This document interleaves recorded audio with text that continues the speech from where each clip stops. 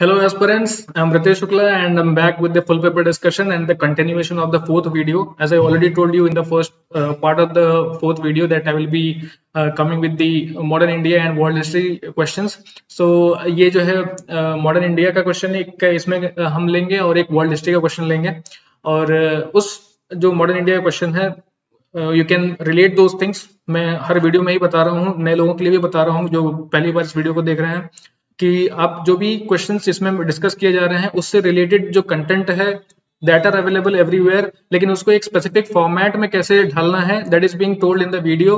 Whereas जहां पे आपको आंसर राइटिंग प्रैक्टिस करनी है, ऐसे या तो छोटे स्टेटमेंट हो उनके लिए या बड़े स्टेटमेंट हो उनके लिए, तो उनको पढ़ के आखिरकार जो क्रक्स निकाल के फिर आंसर जो प्रेजेंट करना है that is being told here. तो वो आंसर फॉर्मेट जो है या आंसर राइटिंग जो है यहाँ पर बताया जा रहा है and that is going to be very much helpful for those people specially who are appearing for the mains 2021 obviously, लेकिन जो ओवरऑल यूपीएससी की प्रिपरेशन कर रहे हैं उनके लिए भी बहुत ज्यादा हेल्पफुल होगा। ऑलराइट, तो ये है दिशा पब्लिकेशन का 120 प्लस मेंस डिस्कशन और as usual I am Ritesh Shukla and I will be moving on with the video.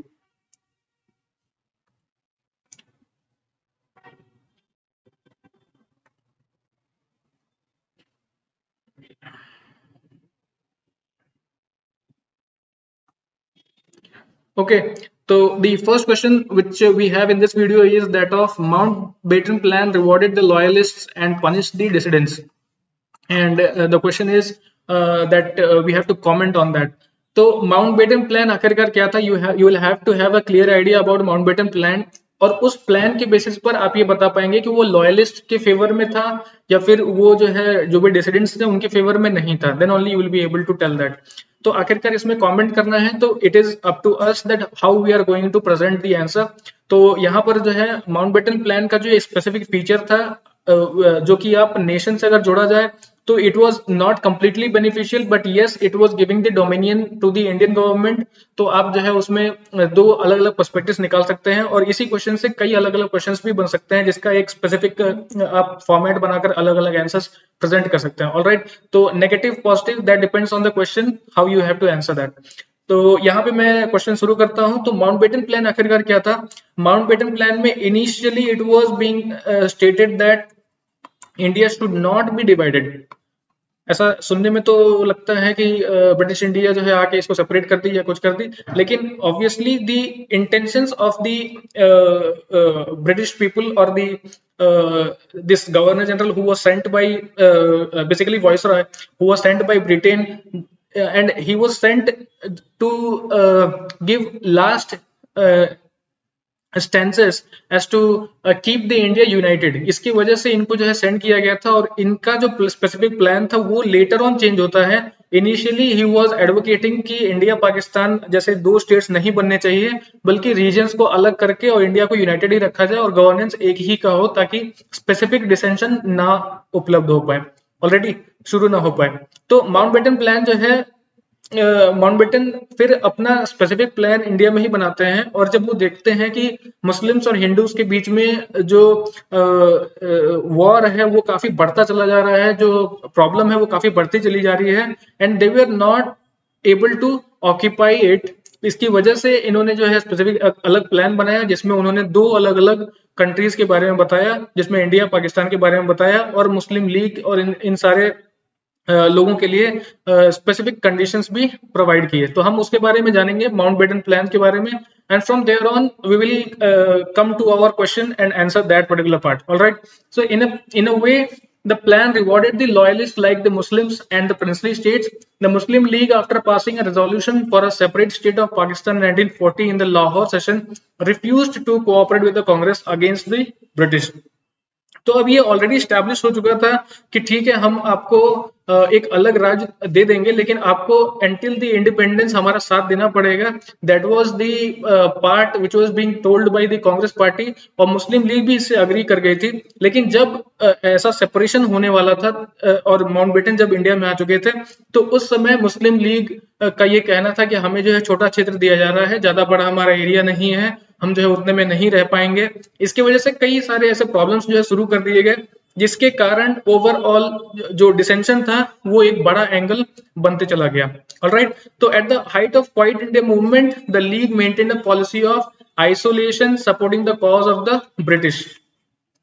अब क्वाइट इंडिया मूवमेंट जब शुरू किया गया था तो it was not the Muslim league was openly opposing that movement, लेकिन वो ये कहना चाह रहे थे कि हम we are not with you and we want a separate dominion so that we can establish things there. तो उनका जो है स्पेसिफिक सेल्फिश मोटिव ऑलरेडी वो एस्टैब्लिश कर चुके थे। Rewarding the Muslim League loyalist politics, Lord Weibel provided for sharing the power on par with the majority Congress party in Shimla conference. अब जो ब्रिटिश थे उनको ये लग रहा था कि because Muslims are minority religion है, इसकी वजह से उनको जो है स्पेशल ध्यान देना चाहिए। उसमें माउंटबेटन हो या फिर लॉर्ड वेबल हो, उनके दिमाग में हमेशा एक स्पेशल सेक्शन रहता था माइनॉरिटीज को लेके, और वो उनको एक स्पेसिफिक रीजन जरूर जो देते थे या फिर स्पेसिफिक लॉज जो है जरूर उनके लिए बना देते थे, जिसकी वजह से ऐसा होता था कि जो मुस्लिम डोमिनियन थी या फिर मुस्लिम जो क्षेत्र थे जो कि छोटे छोटे कस्बे थे, उनमें रहने वाले लोगों को ऐसा लगता था कि actually British are doing good for us, whereas जो कांग्रेस पार्टी है और या तो हिंदू पार्टी उस समय कहा जाए, वो उनके लिए बहुत फेवर नहीं कर पा रही। तो ये जो डिसेंशन का पार्ट था दैट वाज एग्रेवेटिंग कंटिन्यूअसली, जो कि दो अलग अलग कंट्रीज के डिमांड को और भी सेटिस्फाई कर रहा था। Alright, next question, next statement is Mountbatten plan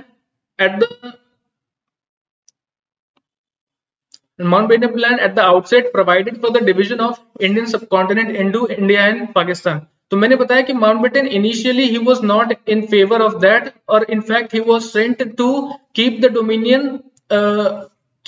dominion into one. इसकी वजह से इनको भेजा गया था। इनका प्राइम मोटिव तो यही था कि इंडिया को सेपरेट ना होने दें, लेकिन later on when he saw कि जो मुस्लिम्स और हिंदूज हैं उनके बीच में प्रॉब्लम्स काफी ज्यादा बड़ा हो चुका है and we can't control the things between them, कई जगहों पर छोटे छोटे राइट्स भी हो चुके थे, तो उसकी वजह से माउंटबेटन ने स्पेसिफिक प्लान बनाया जहां पे इंडिया और पाकिस्तान को इंडिपेंडेंस एक्ट के थ्रू ये बताया कि India will be a separate nation whereas Pakistan will be separate nation. Pakistan will be having eastern side of India whereas western side of India and those parts will be called as Pakistan. ये सारी चीजें वो जो है develop कर देते हैं in the plan that he was advocating. Demarcation committees to fix up the boundaries and to decide the division of assets and liabilities. तो ऑन ग्राउंड जो डिमार्केशन करना था उसके बारे में भी माउंटबेटन प्लान में बताया गया कि ये डिमार्केशन होगा that will be done by specific committees, और ये कमेटी क्या करेंगे कि जो स्पेसिफिक हिंदू का रीजन है वो इंडिया में रखेंगे और जो मुस्लिम का रीजन है वो मुस्लिम स्पेसिफिक एरिया में बताएंगे, लेकिन ओवरऑल एक जो बड़ा क्षेत्र जो है मुस्लिमों के लिए दिया जा रहा है वहां पे उनको माइग्रेट करना पड़ेगा, ऐसा भी कंडीशन बाद में डेवलप हो जाता है। Right of self-determination to the princely states with the choice to join either India or Pakistan or to remain independent. तो माउंटबेटन प्लान में ये भी था कि उनको जो है इंडिपेंडेंस दिया गया था कि आप चाहें तो पाकिस्तान में आप शरण ले लीजिए या फिर इंडिया में शरण ले लीजिए, तो दे वर नॉट बीइंग उनको रोका नहीं जा रहा था, and Mountbatten plan was actually giving this और advocating these rights of the Muslims. Alright, तो एक प्रकार से that was also being loyal to the minorities. The Mountbatten Plan providing for Pakistan was the logical end of the policy to the British to reward the loyalists. अब आपने सुना होगा communal electorate was started by the British itself, और उनका जो ये कानून था उनका ये कहना था कि सेपरेट इलेक्टोरेट होना चाहिए, यानी कि एक स्पेसिफिक रिलीजन है तो उनको जो है स्पेसिफिक राइट्स के अधिकार होने चाहिए, एक स्पेसिफिक अलग माइनॉरिटी रिलीजन तो उनको स्पेसिफिक अलग अधिकार होने चाहिए, और उनका जो इलेक्टोरेट होगा वो उनको ही वोट देंगे। तो that was started by the British itself. और जब इन्होंने ये कॉमन इलेक्टोरेट का सीड जो है इंडियन पॉलिटिकल डायस्पोरा में जब इन्होंने ये सब बोया था, तो जो अलग रिलीजन थे कंप्लीटली सेपरेट थे एक दूसरे से, उनके बीच में उस समय उतना प्रॉब्लम नहीं था, लेकिन जब ऐसा सेपरेशन ऑफ इलेक्टोरेट हो गया तब उनके दिमाग में ऐसी बातें आ जाती हैं कि it is the population and it is the differences that will get us to the power.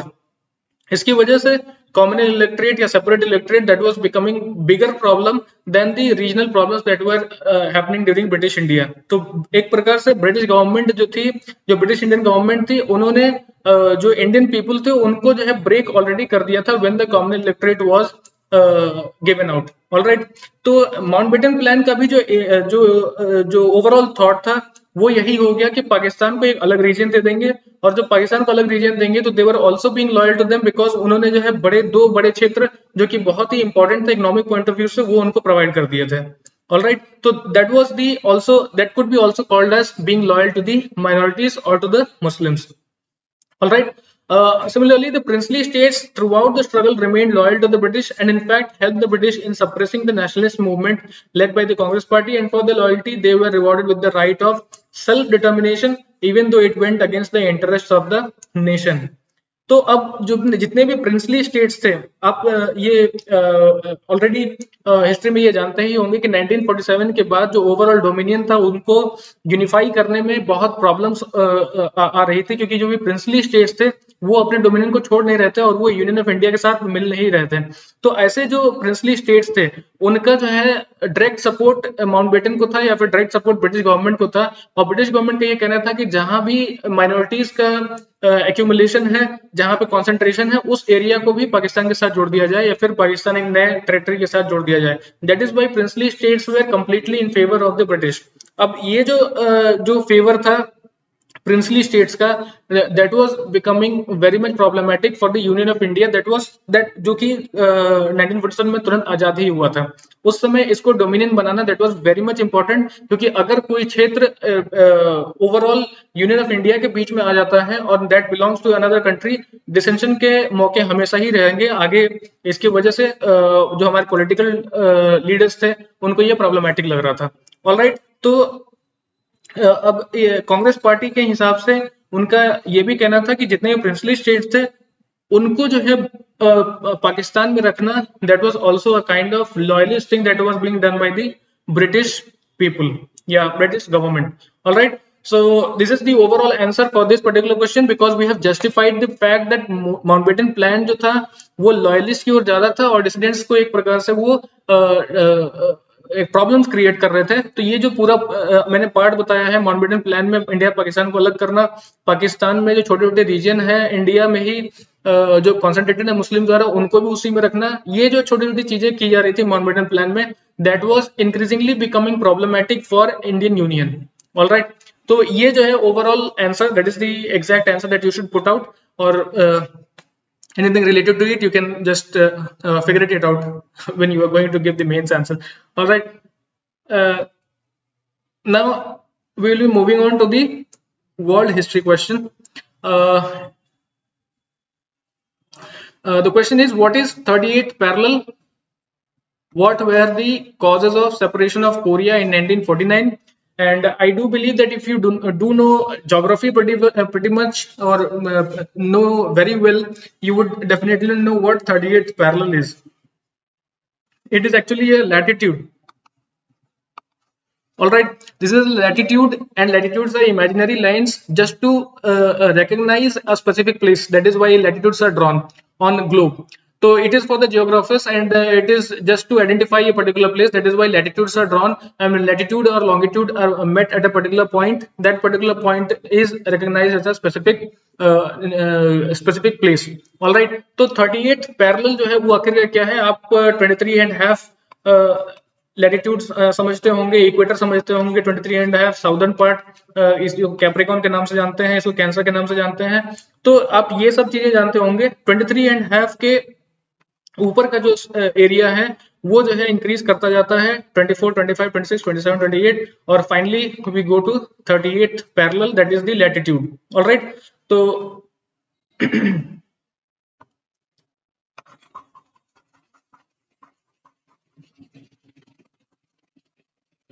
I should have drawn that on a circle which could depict an earth. Alright, तो ये इक्वेटर एज एन इक्वेटर आप पढ़ते होंगे, और ये है tropic of cancer, Capricorn. तो ये स्पेसिफिक लैटिट्यूड्स हैं विच आर इमेजिनरी लाइन, और जो ये ट्रॉपिक ऑफ कैंसर है इसके ऊपर भी आप सर्टेन लाइंस जो है ऐसे ड्रॉ कर देंगे, क्योंकि इसको जो है स्टडी करने के लिए पढ़ा जाता है। इसके ऊपर जो आप लाइंस ड्रॉ करते हैं उनकी भी नंबरिंग की जाती है, and finally when you reach to the 38th line you can call it 38th parallel. That is only the geographical notion, that has nothing to do with the answer that we are going to present here. ये केवल आपने geography कितनी understanding आपकी अच्छी है मैं उसको यहाँ पे बता रहा था. ऑलराइट, तो आखिरकार what is the demand of the question? We will be explaining what 38 parallel is, separation between north and south Korea. तो अब ये अगर आपने जो सेकंड पार्ट है वो देखा है, What were the causes of separation of Korea in 1949? इसका मतलब है कि आखिरकार 38 पैरेलल का कुछ कोई ना कोई रिलेशन कोरिया से है, तभी आप जाके इसको आंसर कर पाएंगे. ऑलराइट, सेकंड पार्ट से ये क्लियर हो जाता है कि कोरिया से रिलेटेड चीजें हमें यहाँ बतानी है. तो व्हाट 38 पैरेलल इज, मैंने ज्योग्राफिकल लोकेशन बता दिया, that has to be put out here also, लेकिन इसके साथ साथ थोड़े हिस्ट्री के पॉइंट्स भी देने होंगे. 38th parallel north is known as approximate boundary between the democratic people's republic of Korea, commonly known as north Korea, and republic of Korea most commonly known as south Korea. तो अगर आप map पर देखेंगे तो north Korea और south Korea कुछ इस प्रकार शेप है, और ये जो यहाँ पर बाउंड्री बनती है दैट इज 38 पैरेलल. ठीक है, this is the boundary between north Korea and south Korea.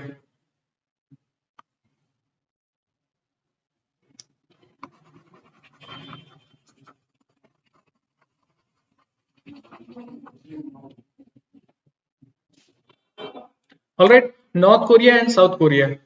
As World War II came to an end, the Allies had to decide how to handle Japan's colonies, which included Korea. At the time, Korea was the one entity that occupied the whole Korean peninsula. तो actually में क्या होता है कि जो north Korea और south Korea है वो यूनाइटेड थे as a Korea under the rule of Japan. तो हमें यहाँ पे कॉजेस बताना है कि कोरिया आखिरकार सेपरेट क्यों जाता है, उसके क्या स्पेसिफिक कॉजेस थे. तो दिस इज, ये जो ओवरऑल फैक्ट्स हैं ये आपको बहुत ही छोटे सेंटेंसेस में ही बताकर और फिर मूव ऑन करना होगा, क्योंकि अगर ये 250 वर्ड्स या 200 वर्ड्स के लिमिट में है तो आपको थोड़ा प्रॉब्लम हो जाएगा आगे. ऑलराइट, तो एक छोटा सा केवल पोर्शन यहाँ पे बता देंगे कि वर्ल्ड वॉर 2 के दौरान जो कोरिया था that was being ruled by Japan, और हमें अच्छे से पता है कि Japan was defeated in world war 2. Alright, तो इन दो तीन नोशन से we can get a certain conclusion which will be seeing in the later part of the answers. Now with the collapse of Joseon dynasty in 1910, the Japanese annexed Korea after the 1895 victory in the first Sino-Japanese war and occupied it for over 35 years between 1910 and 1945. अब मैंने बताया कि आपको संक्षिप्त में ये बताना होगा कि जापान आखिरकार कोरिया पे कहां से आ जाता है. तो 1910 में Japan was capturing many areas, क्योंकि 1912 में ये रशिया पर भी कब्जा कर लेते हैं, और उसी समय ये चाइना पर भी अटैक करते हैं. उसी समय फिर चाइना पे जब वो अटैक करके सक्सेसफुल हो जाते हैं काफी पहले 1895 में ही, उसके बाद से वो कोरिया वाले रीजन में आके अपना डोमिनेंस स्थापित करते हैं, जो कि 1910 में होता है. और ये 1910 में जापान अपना डोमिनेंस जो स्थापित कर रहे हैं वो जोसियोन डायनेस्टी है उनको डिफीट करने के बाद करते हैं. तो it was actually Japan who was ruling overall Korea since 1910. ठीक है, अब जब वर्ल्ड वॉर 2 में जापान डिफीट हो जाता है और हिरोशिमा और नागासाकी में बॉम्ब ऐसे कर दिया जाता है यूएस द्वारा, तो वर्ल्ड वॉर 2 में जापान की डिफीट हो जाती है और ये सारे ऐसे एरिया से अपने आर्मीज को रिसीड कर लेते हैं. तो जाके ये कोरिया जो है इंडिपेंडेंट हो जाता है, और जब कोरिया इंडिपेंडेंट हो जाता है तब वहां पे पावर स्ट्रगल शुरू हो जाता है कि आखिरकार किसका एडमिनिस्ट्रेशन या किसका गवर्नेंस वहां पर स्थापित होगा. ऑलराइट, तो जब तक जापान डिफीट होने के बाद 1945 में जब यूएन एस्टैब्लिश हो जाता है और ये सारी चीजें जब एक्टिविटी कंटिन्यूअस चलती रहती है, तो 1945 तक हम ये समझ पाते हैं कि दो सुपर ब्लॉक्स ऑलरेडी डेवलप हो चुके रहते हैं, जिनका नाम होता है यूनाइटेड स्टेट्स ऑफ अमेरिका, जो कि काफी पावरफुल कंट्री उस समय देखी जा रही है, और फिर USSR, United socialist Soviet of Russia, जो कि काफी जो है पावरफुल उस समय देखी जा रही थी कि ये दो ब्लॉक्स काफी पावरफुल कंट्रीज उभर रहे हैं. इन दोनों के बीच में प्रॉब्लम ये है कि USSR was a communist country. In ideology it was a communist country, whereas US in ideology was a democratic country. ये बेसिक डिफरेंस है दोनों के बीच में. इससे ये भी पता चलता है कि जो ओवरऑल वर्ल्ड हिस्ट्री के पार्ट्स हैं कैसे डिविएट होते हैं और कैसे प्रॉब्लम्स क्रिएट हो जाते हैं किसी स्पेसिफिक एरिया में केवल इन दो आइडियोलॉजीज की वजह से, that is democracy and communism. Alright, तो यही चीजें कोरिया में भी होंगी, मैं इसको अभी फर्दर बताता हूं।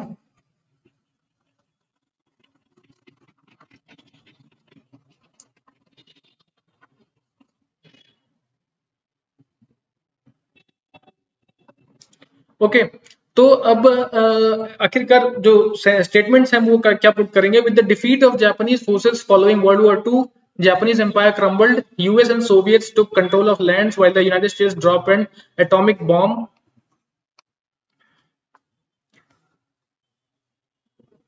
at Japanese forces. ठीक है, that may have missed here. तो जापानीज फोर्सेस पे जो है वो एटॉमिक बॉम्ब गिर जाते हैं जब जापान में, तो जापान जो है अपने सारे फोर्सेस को नॉर्दर्न कोरिया या फिर ओवरऑल कोरिया से रिसीड कर लेते हैं। ठीक है, at the end of world war two the US essentially appointed the anti-communist leader Syngman Rhee to rule South Korea. This was the first part of dissension which started. मैंने आपको already